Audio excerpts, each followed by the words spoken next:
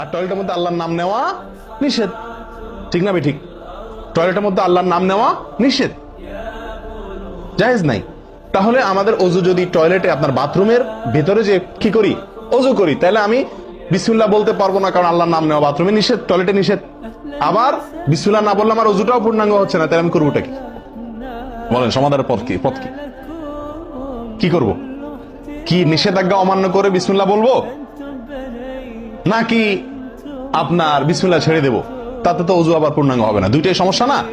এই জন্য উত্তম এবং সবচেয়ে ভালো হলো অজুটা বাহিরে করার চেষ্টা করবেন। অজু আমরা করব বাহিরে। কেন? কারণ টয়লেটে অজু করতে গেলে আল্লাহর নাম নিতে হচ্ছে, আর আল্লাহর নাম নেওয়া নিষেধ।